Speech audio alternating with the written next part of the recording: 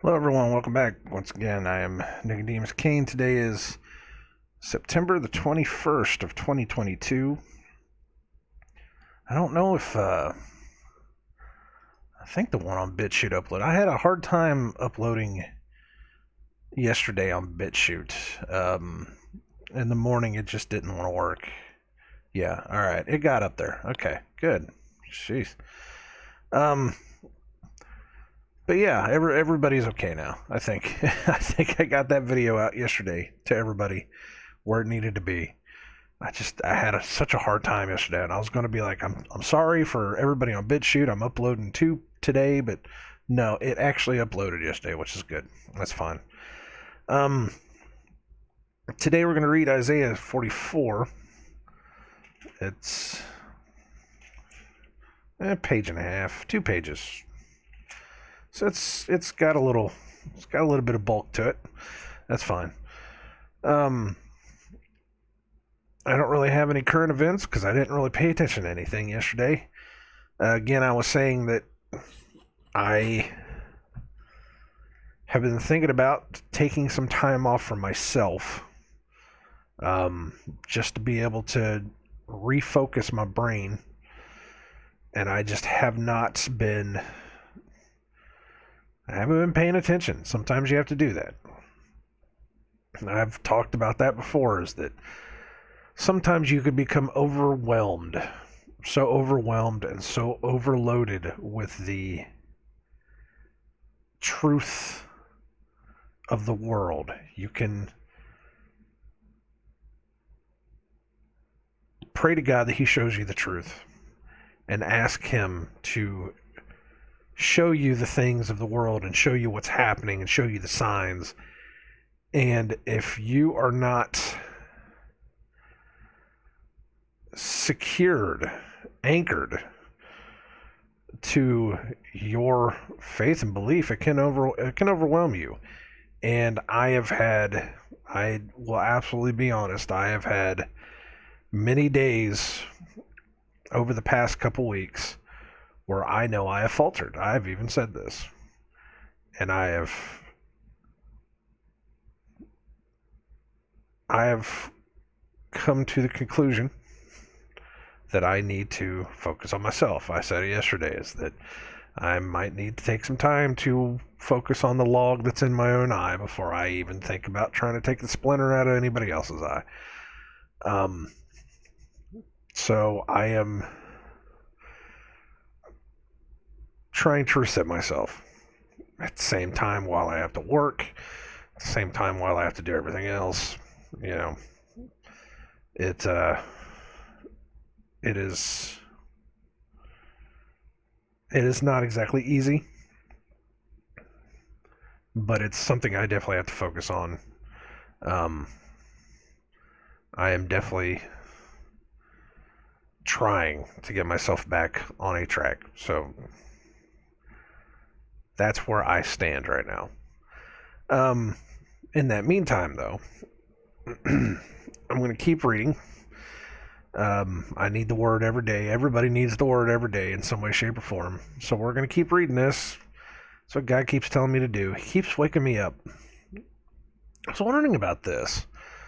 I actually was reading this in a book that if you are waking up at a certain time every day that is against your normal routine, that is not something that is that it's not something that's happening on your terms. It's something that's happening on God's terms, and it's every single day, almost at the same time. What if that is? What if that's God waking you up, telling you that you need to do something, or that there's something that needs to be paid attention to? And I can't quite put my finger on it just yet. I am definitely praying to Him that He will give me some kind of guidance on it,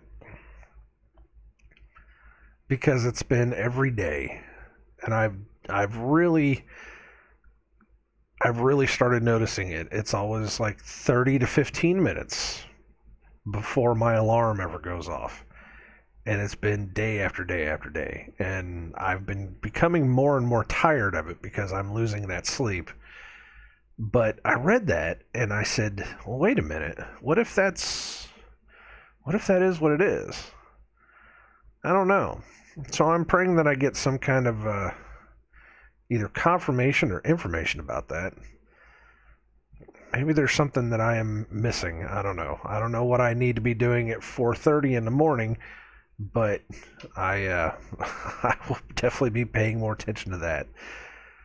Um, but again, that's just one of those things that I need to start focusing on myself more than anything else.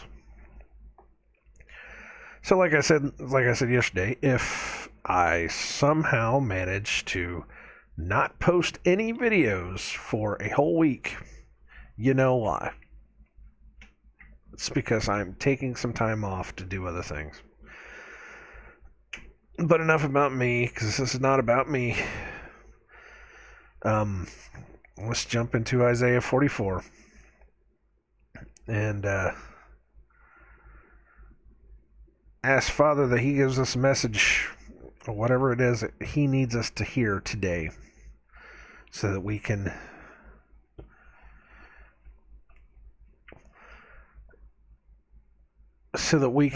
not only have a blessed day, but that we can walk in truth, walk in His light, in His way, walk in His glory. All right, Isaiah 44. Yet now hear, O Jacob my servant, and Israel, whom I have chosen. Thus saith the Lord that made thee, and formed thee from the womb, which will help thee. Fear not, O Jacob my servant, and thou, Jezreel, whom I have chosen. It's split between the two. It's a broken word between the lines. It was a hard time reading it. Jezreel. Fear not, O Jacob my servant, and thou, Jezreel, whom I have chosen.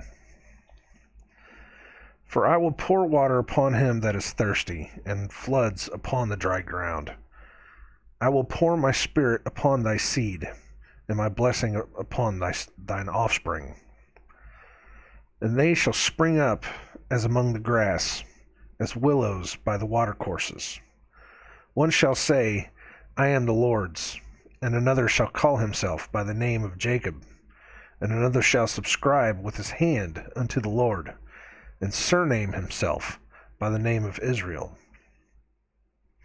Thus saith the Lord, the King of Israel, and his Redeemer, the Lord of hosts, I am the first, and I am the last, and beside me there is no God. And who, as I, shall call and declare it, and shall declare it, and set it in order for me, since I appointed the ancient people, and the things that are coming and shall come, let them show unto them. Fear ye not, neither be afraid. Have not I told thee from that time, and have declared it?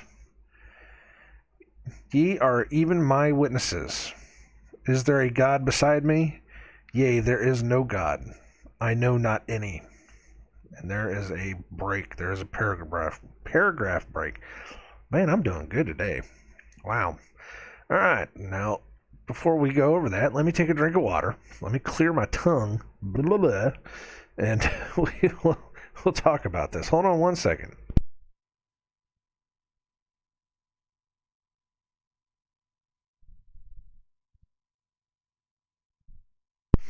Nice cold water. Ooh. I've said it before. I refrigerate on my water. I just buy a pack of water and just throw it in the fridge. And there's still people that say cold water is not good for you. What really? I don't know. I don't know. It's the only way I drink it. It is what it is. If it's colder, I can go through it faster. You want me to drink, what is it, 8 cups? 8 cups of water a day? Psh, make it cold. Make it cold and I'll drink it. All right, let's start at the top again, and we'll go through it slowly. Yet now hear, O Jacob my servant, and Israel whom I have chosen. Thus saith the Lord that made thee and formed thee from the womb, which will help thee. Fear not, O Jacob my servant, and thou Jezreel, whom I have chosen. Jezreel. Now we love our Strong's Concordance. That's why we keep it here. Jezreel.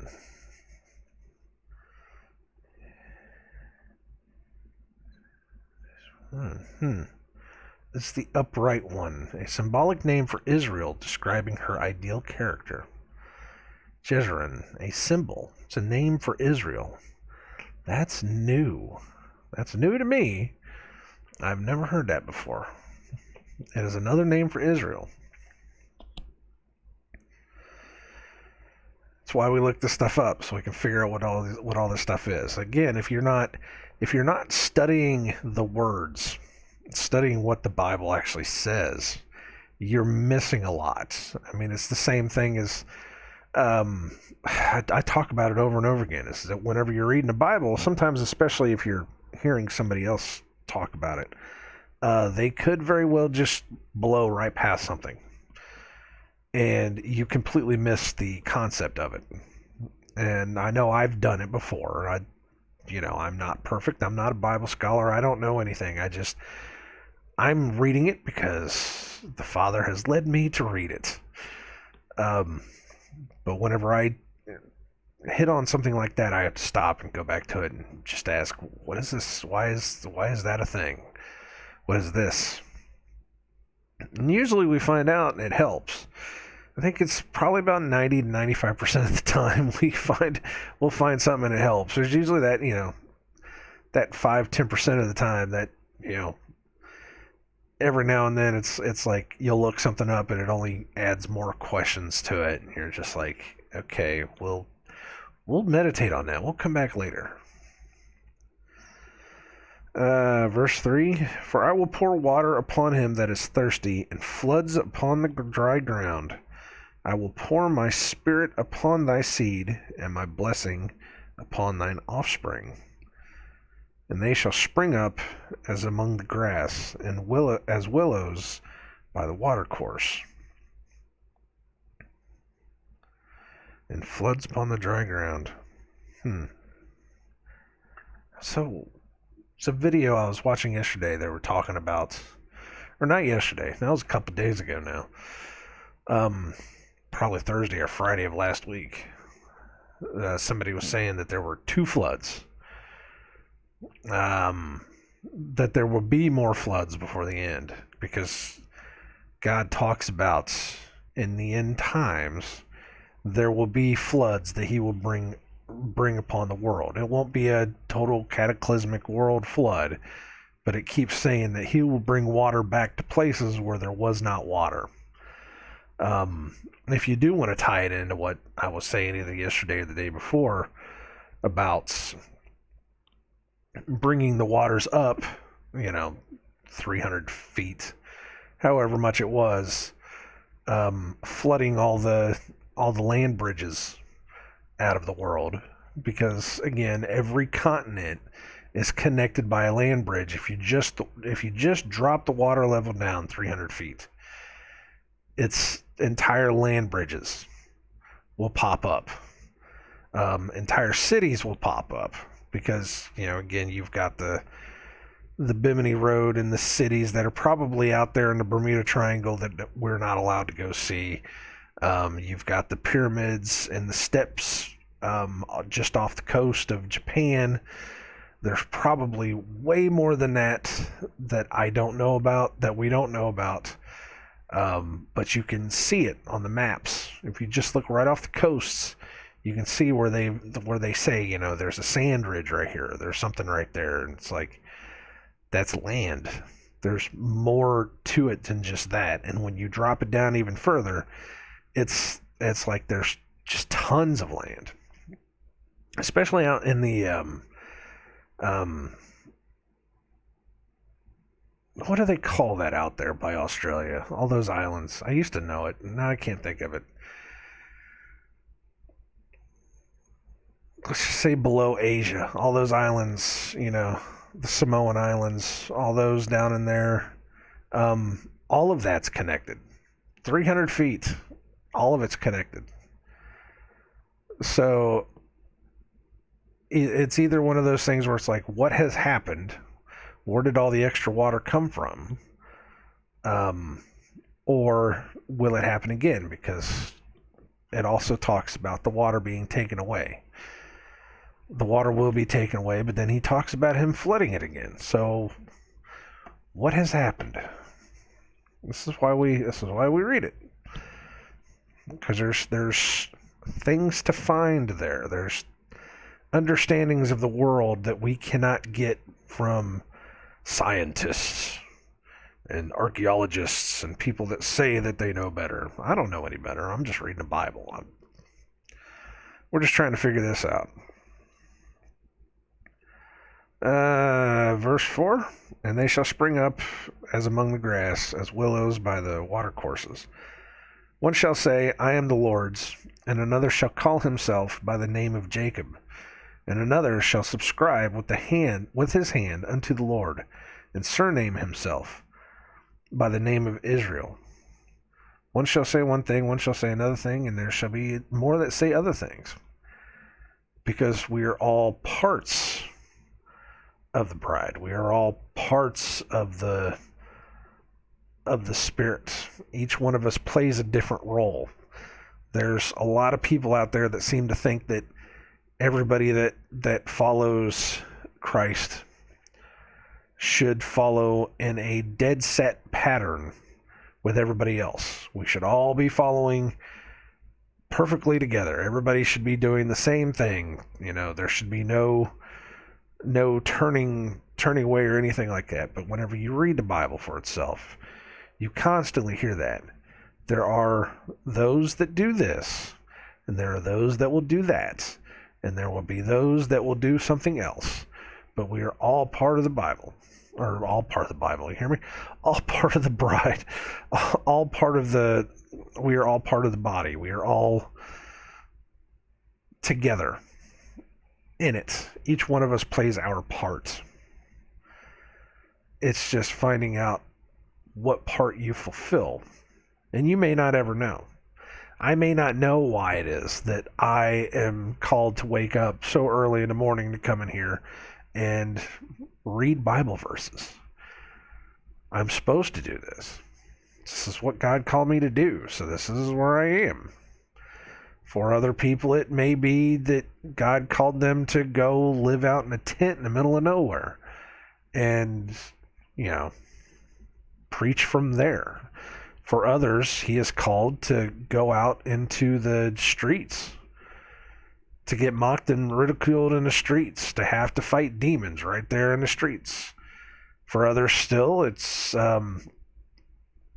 they were told that they need to go to the Bible schools to learn, whatever it is that they learn, and then go be a preacher. I'm not saying that any one of us are either right or wrong, but we're all called to do something. So this is all part of our journey together. There are some people that do some things that are pretty wrong. I'm going to admit that. There are some things that, and that's why we have to reprove each other. We have to stop and say, brother, you might be doing this a little wrong. You might need to think about that for a second. But we all have our own special ways of handling things. I've seen that a lot. A lot of guys that will handle things in a very specific way. In the end, though, there's a lot of the guys are trying to get the same message out, but they're handling it in different ways. Then again, like you said, you have to use your discernment, because there are some people out there that, even though they are proclaiming the name of God, they are leading a lot of people astray into different places. I'm hoping I don't fall into that category, but you never know, That's why we're all trying to find this together. Anyways, Verse 6, thus saith the Lord, the King of Israel, and his Redeemer, the Lord of hosts. I am the first, I am the last, and beside me there is no God. And who, as I, shall call and shall declare it, and set it in order for me, since I appointed the ancient people? And who, as I, shall call and shall declare it, and set it in order for me, since I appointed the ancient people? And the things that are coming and shall come, let them show unto them.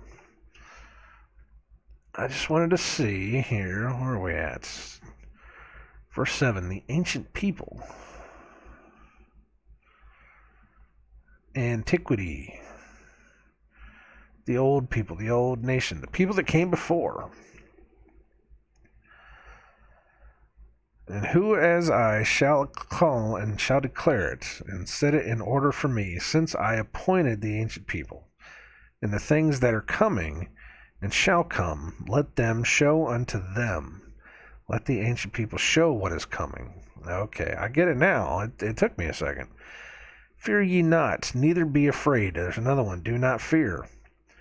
Have not I told thee from that time, and have declared it? Ye are even my witnesses. Is there a God beside me? Yea, there is no God. I know not any.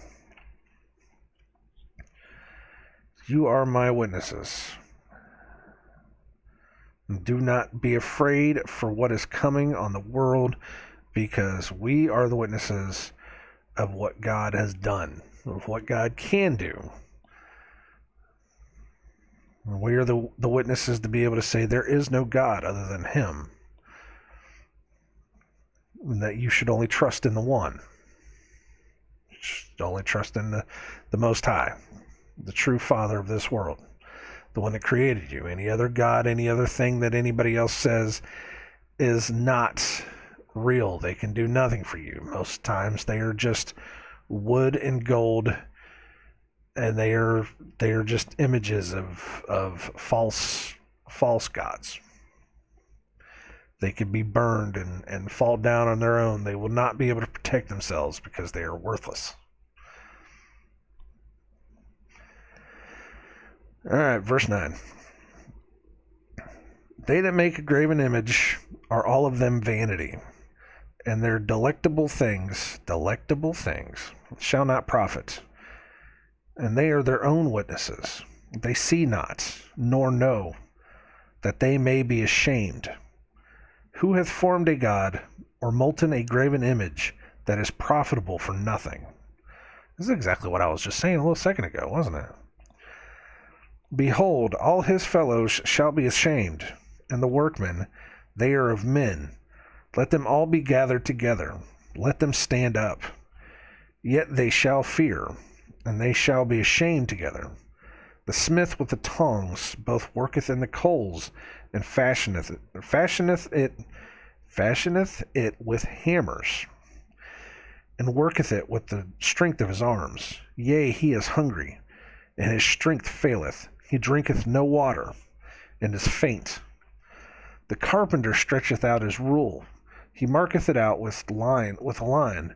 He fitteth it with planes, and he marketh it out with the compass.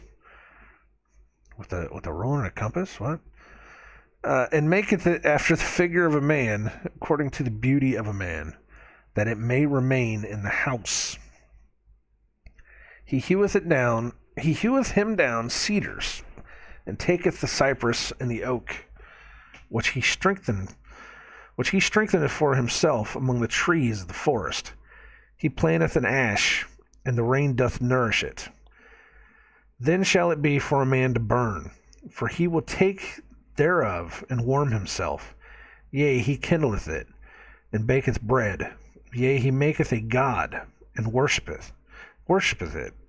He maketh it a graven image, and falleth down thereto. There are a lot of ifs going on here, and my tongue is having a field day. If you feel like laughing at me, go for it, because I am laughing at myself. I am laughing at myself.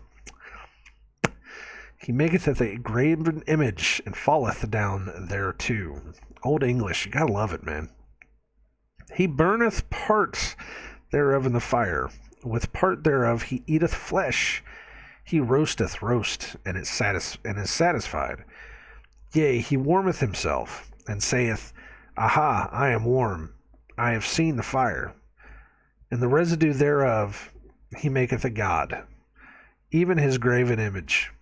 He falleth down unto it, and worshippeth it, and prayeth unto it, and saith, Deliver me, for thou art my God. They have not known nor understood, for he hath shut their eyes, that they cannot see, and their hearts, that they cannot understand. And none considereth in his heart, neither is there knowledge nor understanding to say, I have burned part of it in the fire. Yea, also I have baked bread upon the coals thereof. I have roasted flesh and eaten it. And shall I make the residue thereof an abomination? Shall I fall down to the stock of a tree? He feedeth on ashes. A deceived heart hath turned him aside, that he cannot deliver his soul, nor say, Is there not a lie in my right hand? Thankfully, there's a break, because... Whew. Okay, you gotta love that old English stuff. As I reread through this, I am probably not going to go Old English on that. I am probably going to take away the if, this, and maketh. Hold on.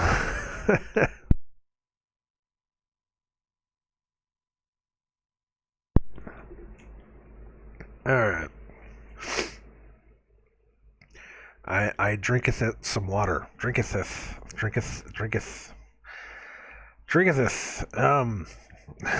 Wow.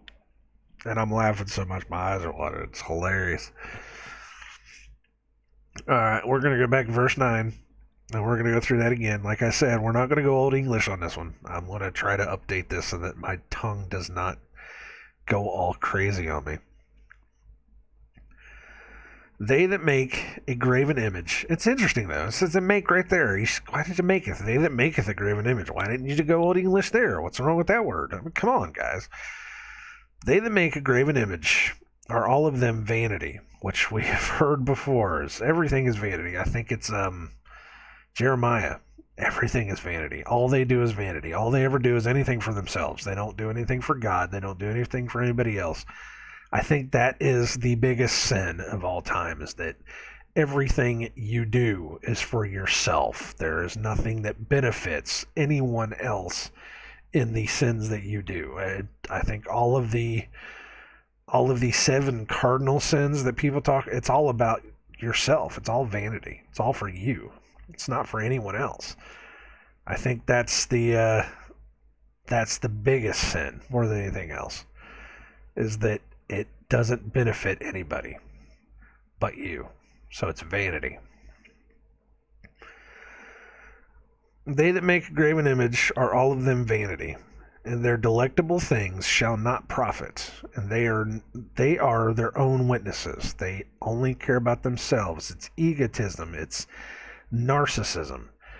It's this narcissistic spirit that sadly has come into our world now. All of these people that just constantly are worried about themselves, about being seen, about being famous. The girls that will take 20 pictures of themselves to only get the right one in order to make themselves look as beautiful as possible. I'm sure that everybody's seen there's the video somebody made. It was like a cartoon or something. Came out several years back about the boy that walks through the world now, and everybody's on a phone, and everybody's so involved in themselves, and so involved in their phone and worried about themselves. And it's the truth. It's the absolute truth. The internet, even though it is such a great tool for helping us be able to communicate and talk to each other and understand each other, has been turned into this tool of narcissism, where people get on there and all they do is worry about making themselves look as good as possible. Or, they are more worried about people acknowledging them than anything else. Even I, to a point, I will not lie, even to a point, by me having all the video channels, by me doing the videos, by me doing everything, I'm trying to get my voice heard. And sadly, every time I look at the view counts, every time I look to see if anybody's, paying attention, and I don't see it, it hurts. But everybody's doing it. Everybody's trying to get that kind of attention. But some people are taking it way over the top and doing everything they can to... I mean, you kind of saw it, with MySpace. Everybody was decorating their page and making their page pretty and trying to get people to come into their pages and all that. And then you had Facebook, where you could get likes and dislikes. Oh, not dislikes, likes. You could get likes. I'm thinking about, not even Twitter, even more, is it? No. Well, didn't Facebook used to have a dislike? Didn't they used to have a dislike button? God, I don't remember. Anyways. I might be thinking about something else. I might be Mandela affected for all I know. Shit. But it got to a place where you could get that quick, what is it? The dopamine. That dopamine hit, about anything you posted. Because family members, which was usually what was on Facebook. Facebook used to be a place for only old people, for your mom and your grandma. They would like something simply because it was you. And you would get on there and you'd post your food, which is still stupid, or you'd post some stupid, meme about a dog, or, some video about some kind of garbage, and people would like it. And you would want to do it more, because if somebody likes what you're doing, then you're going to want more of that dopamine hit. You're going to want more of that vain feeling of being puffed up. How's about that? You want something biblical, there you go. And it has snowballed from there. It has just gotten worse and worse and worse. Twitter made it worse by having a place where you could just be up to date 24/7 any second that you could, and that you could reach out to more people and thus create more of a dopamine hit. Your dopamine hits got bigger, so you had to post something on Twitter every 5 seconds in order to get that hit. Boom, boom, boom. You got to get it. You got to move, you got to move the goalposts even more, because you got to have more. You got to have more. YouTube came out and created this whole culture of people that were willing to sit in front of a camera and act like complete idiots, complete fools and complete idiots, in order to get people to watch. And you got to remember, the first YouTube videos that were out there were like the stupid, let's go out and do crazy stuff out in the street videos, or like the prank videos, or, any of those types, where people were going out doing the dumbest things possible just to get views. Eventually it became video game commentaries, where people wanted to watch other people play video games, because people like to sit down and watch television. They like to watch other people doing other things, especially if it's a video game, something that you could play for yourself, and you could watch somebody play it, and then you could mimic that on your own by playing it. Or if it was just something you didn't want to spend the money on, you could just watch somebody do it and play it for yourself, and you get the story by yourself. But these people were acting like idiots, over the top acting, and just being stupid. And what it was doing was it was influencing others to act that way. And it just snowballed. Again, it kept getting worse and worse and worse. And then eventually the time frames of all of this started shrinking, because they found out that people don't want to spend 15, 20, 30 minutes watching a video. They just want to be able to get nice bite-sized 5-minute, 10-minute, because people don't want to waste their time. They want to be able to have all the time in the world. So the video started getting smaller, the view count started getting larger, and it got to the point to where you have something like TikTok, where it's 15, 20 seconds. And it's just boom, boom, boom. And TikTok is just garbage. Oh, I'm sorry.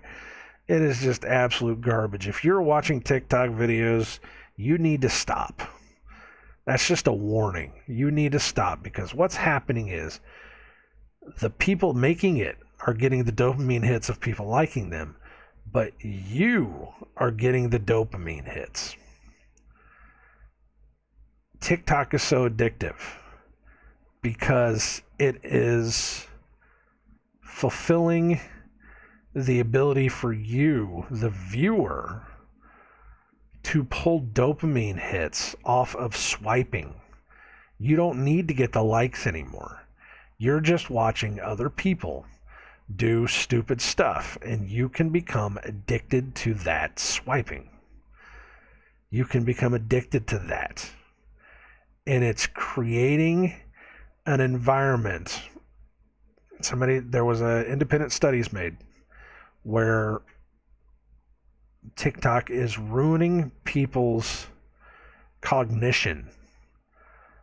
It's ruining their cognition of reality. It's ruining their cognition of relationships.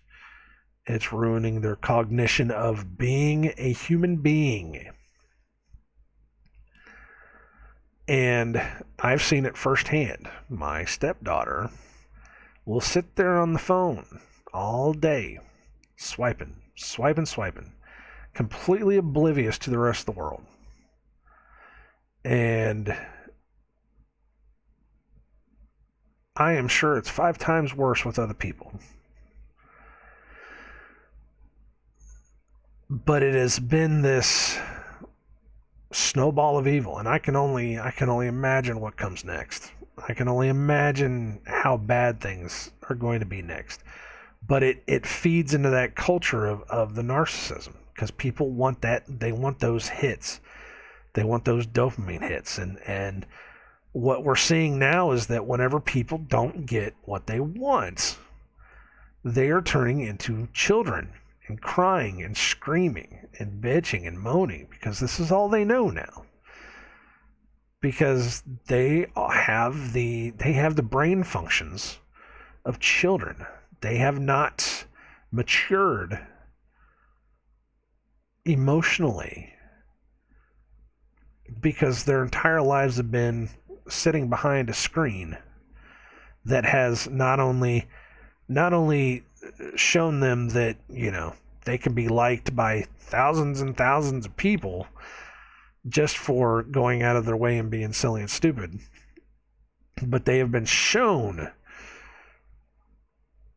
by all these people all these influencers. Oh my goodness, there's a word for you that says it all. They are influencing you to be terrible. These influencers that are showing you that that's how you act. You act like a child for your entire life, and when you don't get your way, you're going to cry like a child. But it's what it is. It comes back to that phrase, and they are their own witnesses. They see not nor know that they may be ashamed. Because it's the snowball effect. It's all vanity. It's the world. It's the world we live in now that has created these monsters, these terrible people.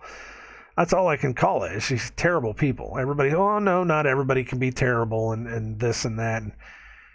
It's pretty bad out there, man. I've heard some of these kids talk. I've heard some of these kids talk, and they don't give a damn about anybody. I've seen enough videos of kids that will film somebody getting hurt, film somebody dying, And the only thing that they can think of is how many hits they're going to get on their video by doing that. It's sad. It's sick. It's demented. It's this culture we live in now. You know? It's crazy. It's what it is. It's crazy. Let's keep going. I could talk about that forever, but I don't have time. All right. The vanity and their delectable things shall not profit. Again, anything they do shall not profit. Verse 10. Who hath formed a god or molten a graven image that is profitable for nothing? Behold, all his fellows shall be ashamed. And the workmen, they are of men, let them all be gathered together, let them stand up. Yet they shall fear, and they shall be ashamed altogether. I want to know what this word ashamed is.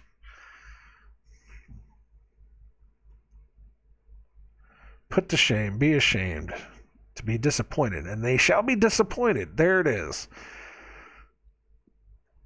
That they may be disappointed.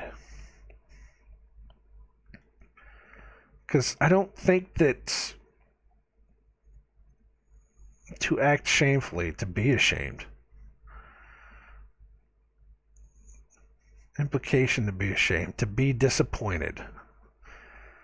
Because I don't think every time you say, they shall be ashamed, I don't think they're ashamed for what they're doing. I don't think they're doing something that could shame them. I think they're doing something that eventually will disappoint them because you're just creating a molten image that's not going to profit you. So you're going to be disappointed. Again, that's why we have the Strong's Concordance out so we can learn these words.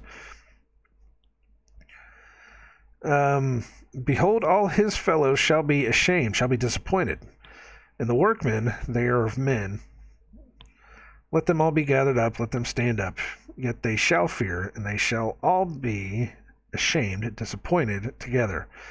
The smith with his tongs both worketh in the coals, and fashioneth it with hammers, and worketh it, I said I wasn't going to do this, and worketh it with the strength of his arms. Yea, he is hungry, and his strength faileth. He drinketh no water, and is faint. He will work as hard as he possibly can, not eating, not drinking, in order to be able to create his God that will do nothing for him. The carpenter stretches out his rule, stretches out his rule. He marks it out with a line, he fits it with planes, and he marks it out with a compass, and makes it after the figure of a man, according to the beauty of a man, that it may remain in the house. To the beauty of a man.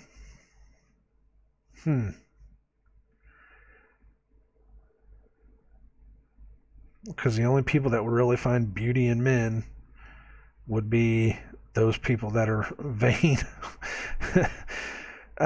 He heweth him down cedars, and taketh the cypress and the oak, which he strengtheneth for himself among the trees of the forest.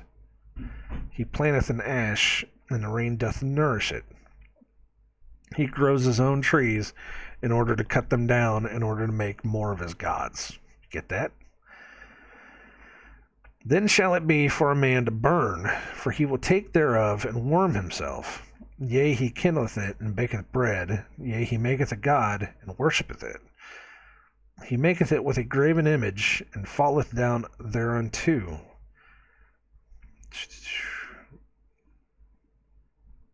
Kills them, make the god. Where was the one that I saw? He burns part thereof in the fire. With part thereof he eateth flesh. He roasteth roast, and is satisfied. Yea, he warmeth himself, and saith, Ah, I am warm, I have seen the fire. And the residue thereof he maketh a god, even his graven image. He falleth down upon it, and worshippeth it, and prayeth unto it, and saith, Deliver me, for thou art my God. This is tree worship, by the way. This is a guy that will grow his own trees in the forest so that he can chop them down, take half of it and make a god from it, take the other half, burn it in the fire so that he can cook his own meal, He can warm himself. He can do all these things with this so that he can take the rest of it, turn it into a god and say, you have given me this. You, the tree, have given me warmth, have given me a place to eat, have given me fire, have given me all these things. So I will fall unto you and pray to you and worship you. I skimmed over this before I started recording, and this is the part that I saw first. And immediately, the first thing that popped into my mind, I don't know why, the first thing that popped into my mind was a Yule log. Anybody know what a Yule log is? Old tradition. I had to look it up. Old tradition that they used to have where they used to take part of a tree and throw it in a fire, and they would burn it for however many days during Christmas. And it was considered bad luck to take the log out. Or no, not to take the log out. It was considered bad luck to leave the log burning. So you douse the log at the end of the day. You take the log and you put the log under your bed for luck. And I'm sitting there thinking about it with this, where they were taking the log out, the residue thereof, he falleth down onto it and worship it and all of that stuff. It's the same concept. You care for the log enough that you take the log out of the fire, put it underneath your bed, you bring it back out, you burn it the next day. Whatever's left, you take out, put it under your bed. And there's more to it than that. I skimmed over it enough that I was able to get the concept that, oh, that's what this is. It's a Yule log. That's exactly what they're describing here. The thing about the Yule log is that I can't confirm it, but I'm pretty sure that it's like this. The base part of a tree, right before the roots, is the part of the tree that will burn the longest. It's the part of the tree that if you cut it out, and I'm not talking like a big huge tree that's like 3, 4, 5 feet around. I'm talking about like an evergreen, or just a smaller thin tree. The base right before the root system will burn the longest. That's usually the best part of the tree that you want to have to be able to burn, because that's where the wood is the most dense.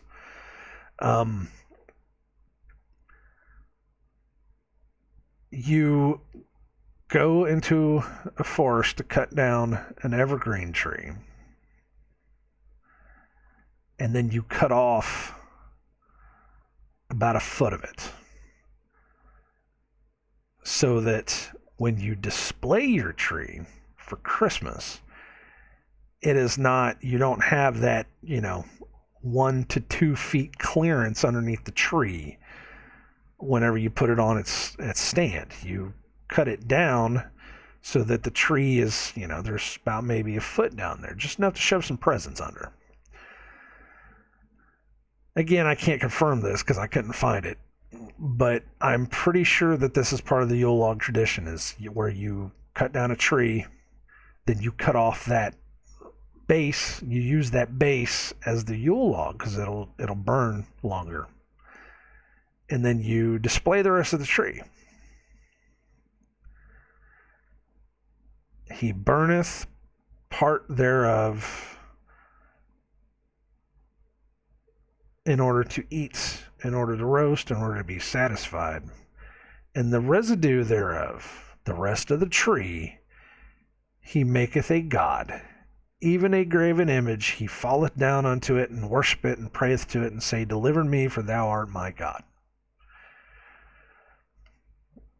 This is yet another place where they talk about worshiping trees in a very similar fashion to the way that people worship trees for Christmas. You're going to see this in Jeremiah too, because we're doing Jeremiah after this. Jeremiah's the same way. Follow not the ways of the heathen, for they will go out into the forest, and they will cut down a tree, and they will bring it into the house, and they will fasten it with nails so that it does not move. and the whole spiel. This is the same exact thing right here. These are pagan traditions. You are worshiping a pagan holiday. People don't like to hear that, but it's the truth. Christ was not born December 25th. I am sorry. Christ is not the reason for Christmas. It is not. It is something else. He was more than likely born somewhere closer to September, late September, early to late September. I don't really know exactly when. A lot of people speculate September 11th, but whatever. But the Bible says it over and over and over again. Do not do what the heathens do. Do not follow the way that they go. This is vanity. And you see the vanity. I've said this before too. You see the vanity now. They will take their tree and put it in their front window. They will display lights all over their house to show you how much they love Christmas. Look at me. Look at my house. Look at how pretty my house is when it lights up. Look at my tree in the window. Isn't my tree in the window beautiful? Look at my leg lamp in the window. You get it. But look at my tree in the window. Isn't it amazing how good that looks? I love how my house looks in Christmas. You should come over to my house and I'll show you. It's vanity. You see it. I see it now. Other people may not see it. Other people may think that, it's just Christmas. It's just Christmas. Just people being happy, celebrating the holidays. You're celebrating paganism. True God fearing, God revering, because remember, fear is not to be afraid of. Fear is reverence. God revering people should not be following in the ways of this world. Come out of her. Do not follow her down into her demise. It's not exactly word for word, but it's there. That's the message. It's over and over and over again. But people don't want to hear that. That's cool. You don't have to listen to me. I'm just some guy with a Bible and a laptop.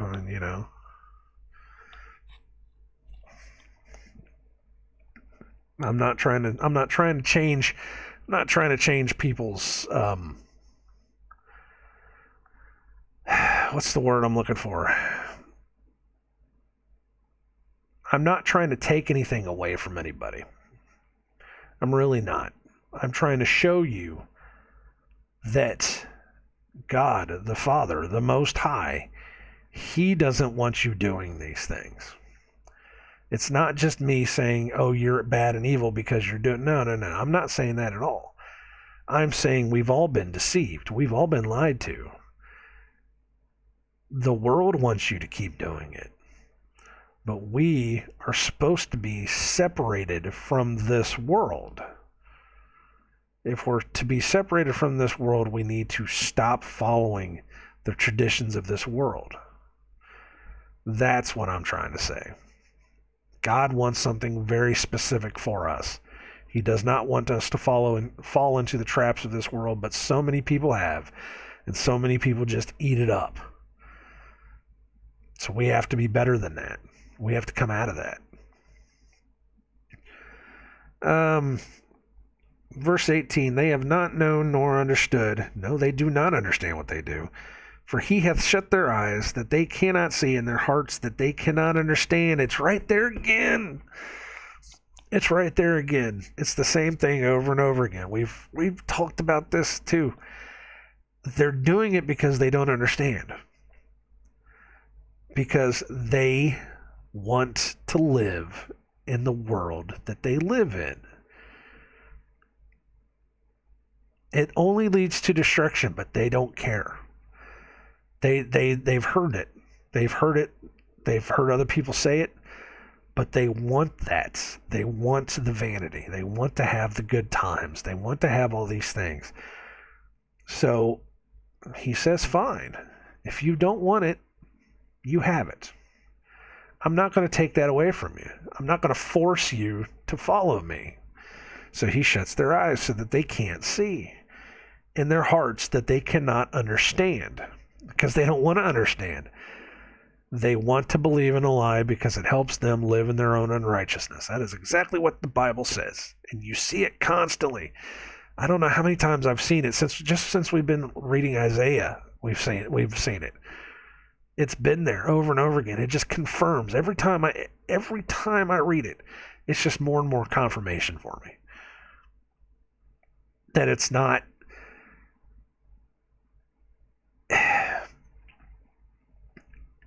When you're trying to wake somebody up to this stuff, it's not because you're doing something wrong. It's because the people you're talking to, they just don't want to wake up. They don't want to see it. It's one of the hardest truths that I have had to go through, is that some people just will not wait. Not everybody gets to come along. I may not even get to come along. But until that time, when you're trying to wake somebody up and somebody just won't listen. They won't listen. They won't stop to hear the words. It's because they don't want to come out of it. They are too happy in their own unrighteousness. They have taken their father's inheritance and they have gone to sleep with the pigs, and they are just happy with it. They don't care. And all you can do is try to find the one thing that will change their mind, that will turn their minds back, and pray to God that you can help them do it. But it's over and over again. If you need this message to be able to use for other people, please take the message and use it on other people. It's right there. It's in the Bible constantly. This is Isaiah 44, verse 18. They have not known nor understood, for he hath shut their eyes that they cannot see, and their hearts that they cannot understand.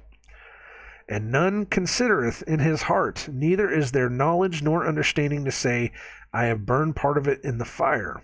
Yea, also I have baked bread upon the coals thereof. I have roasted flesh and eaten it. And shall I make the residue thereof an abomination? Shall I fall down to the stock of a tree? He feedeth the ashes.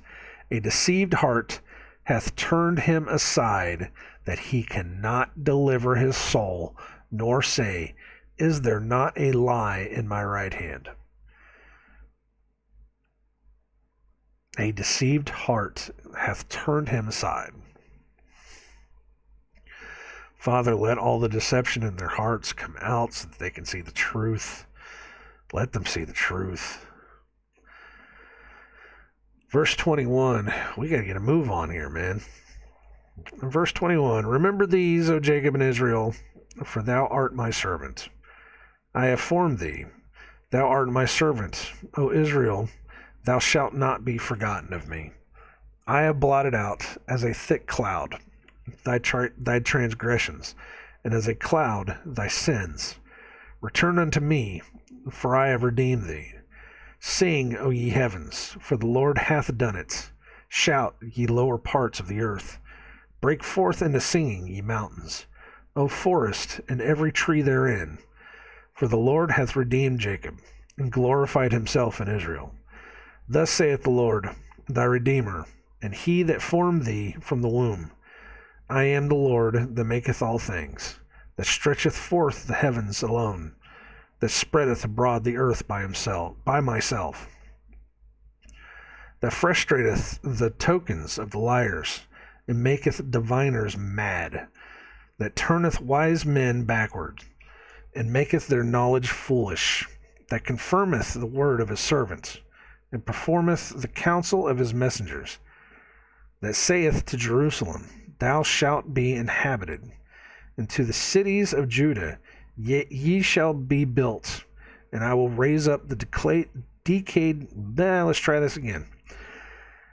That confirmeth the word of his servants, and performeth the counsel of his messengers, that saith to Jerusalem, Thou shalt be inhabited, and to the cities of Judah, ye shall be built, and I will raise up the decayed places thereof.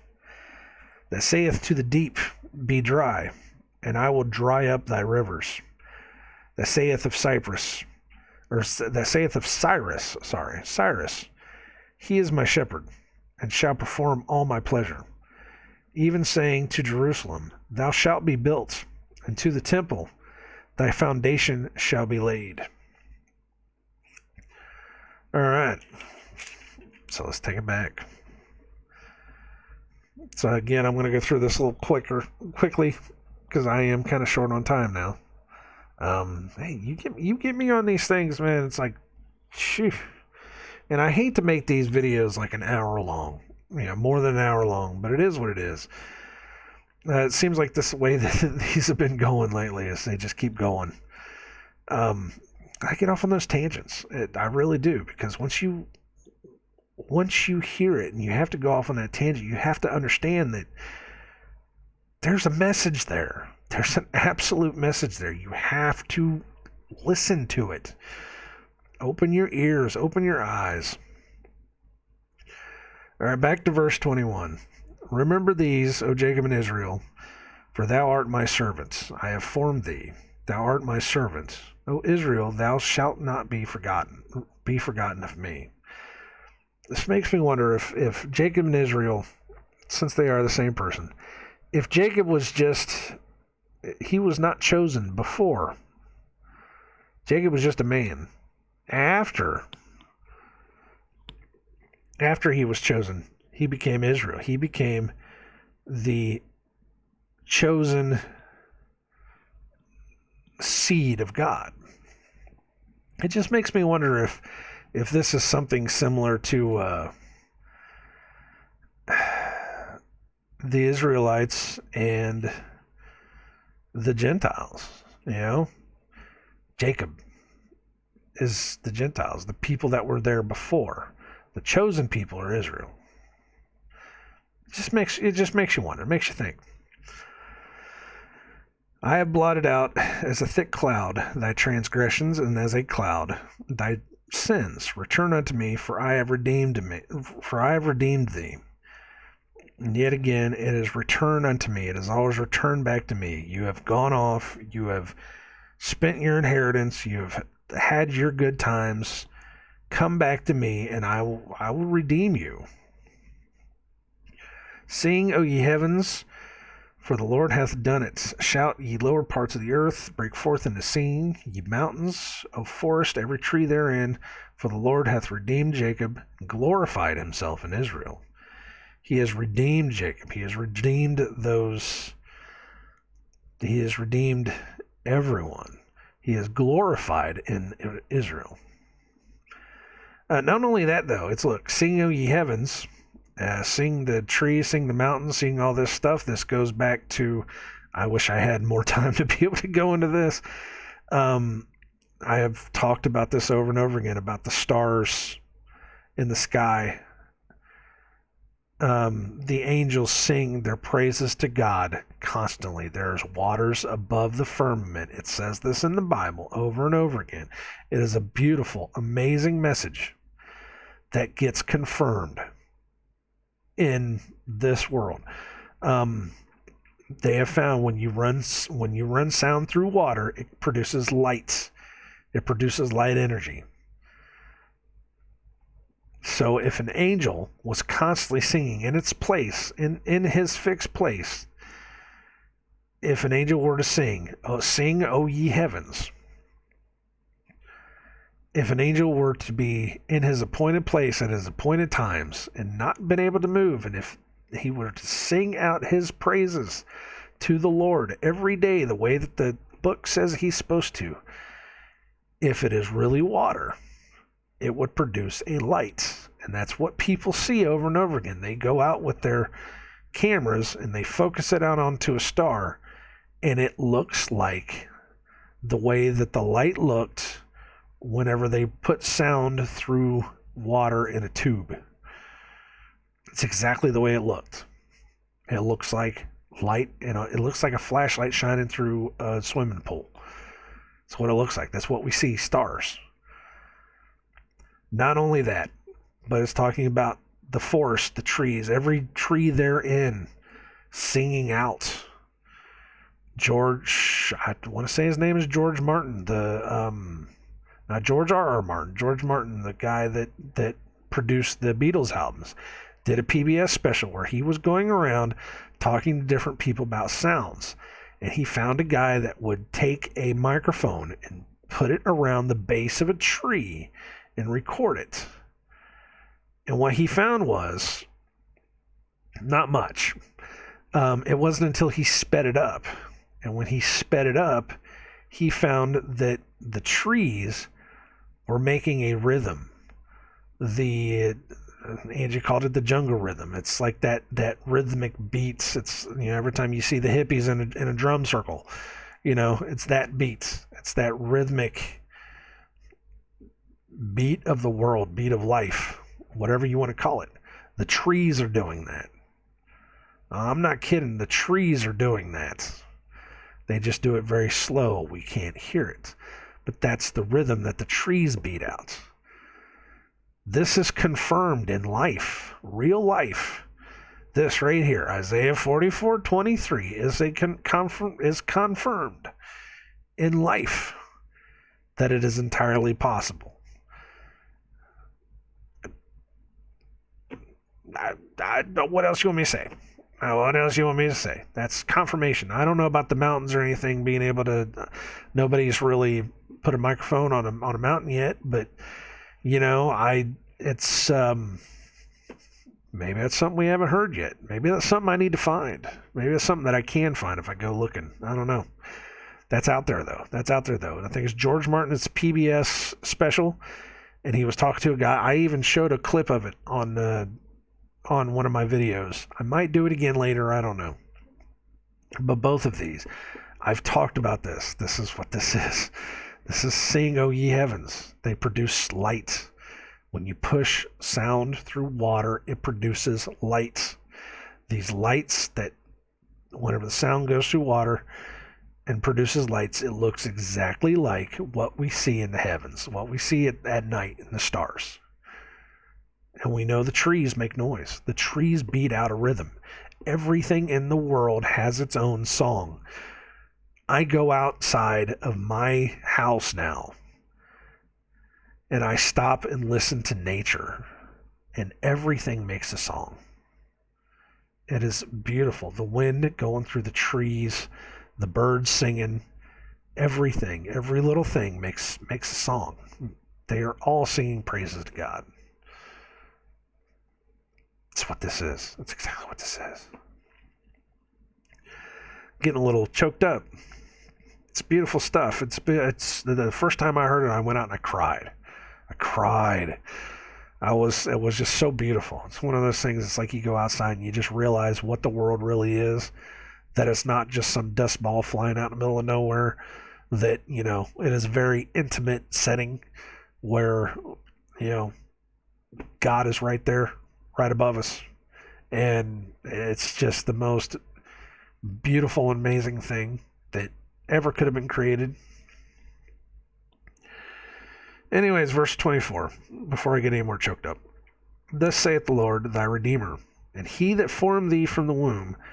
I am the Lord that maketh all things, that stretcheth forth the heavens alone, that spreadeth abroad the earth by myself, that frustrateth the tokens of the liars, and maketh the diviners mad. I love that line.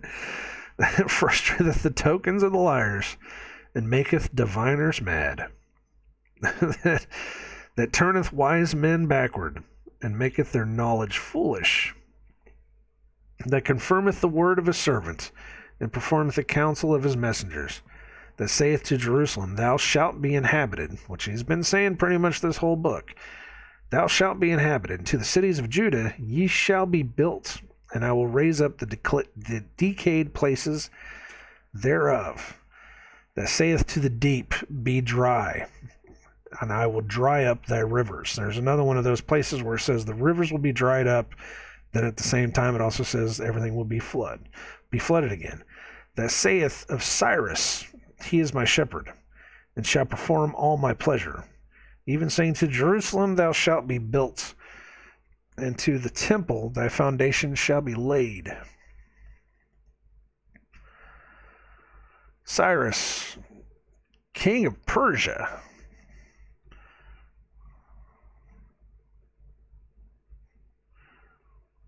Conqueror of Babylon, first ruler of Persia to make a decree allowing the Israelite exiles to return to Jerusalem. So this is what happened.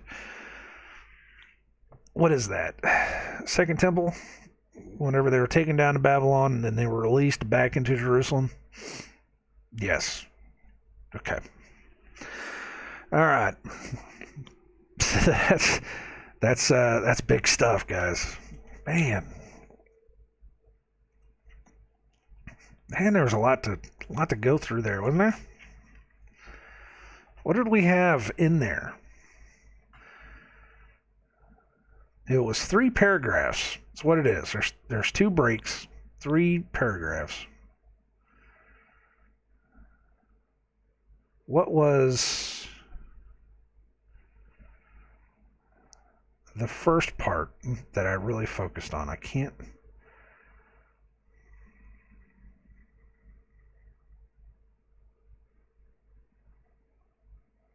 reading through this again.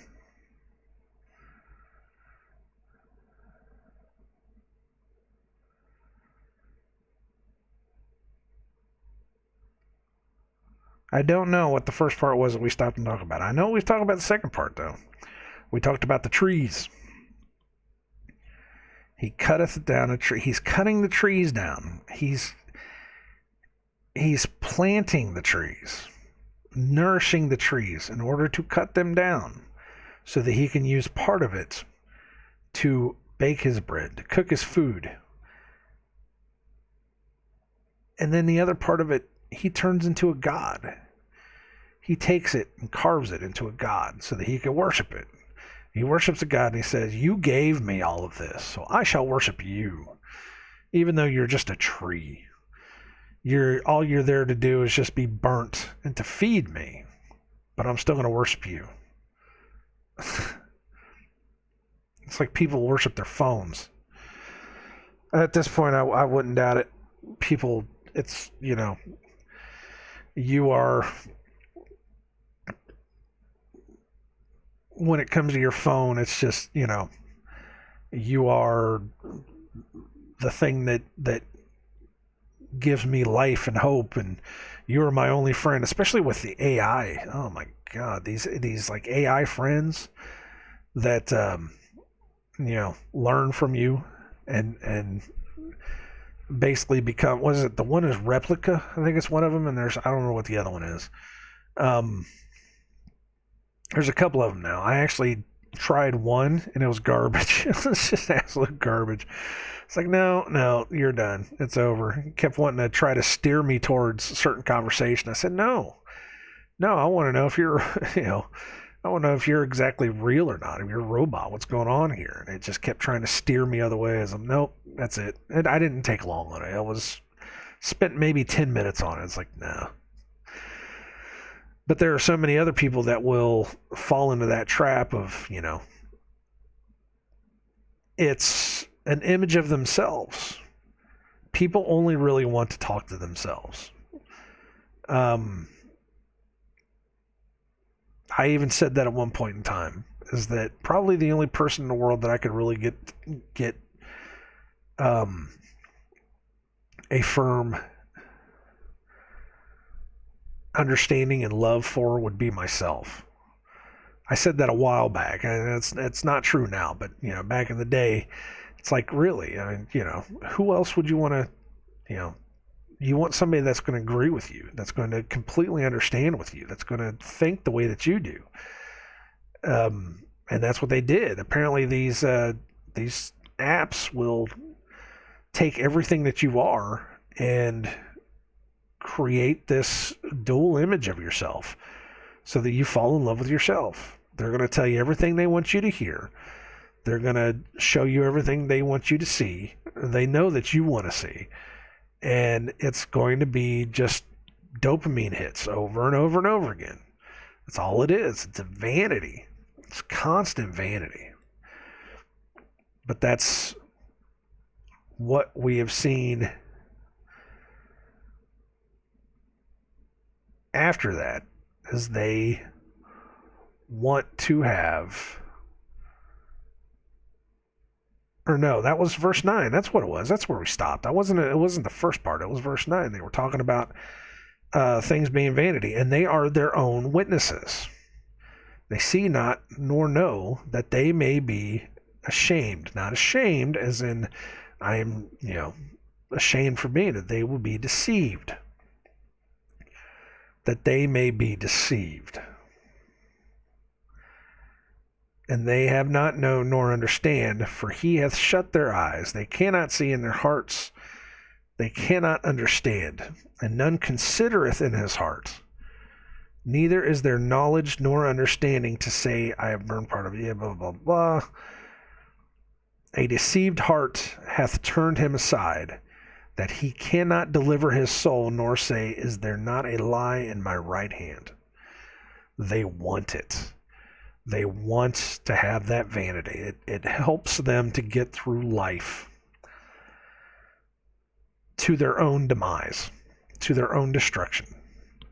They would rather worship a worthless piece of wood.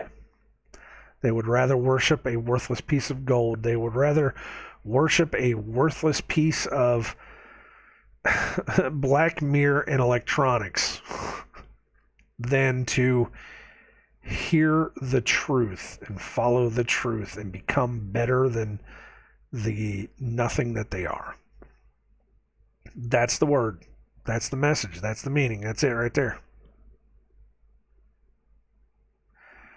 And then the second thing was the sing, O ye heavens, and the forest. Break forth into singing, ye mountains, O forest, and every tree therein. Every part of the world sings a song to God. All of the animals, all of the trees, everything. The stars in the sky are making noise. So, that's your message. It's amazing how we just keep going on, and we keep finding more and more of it. This is why God told me to do this. This is why God told me to do this. Okay, I have to stop now. I thank you all for coming around and listening to this. I hope this message found you, and I hope that whatever you can do with it to spread it to other people that can help you show other people, or if it can help you personally, hey, great.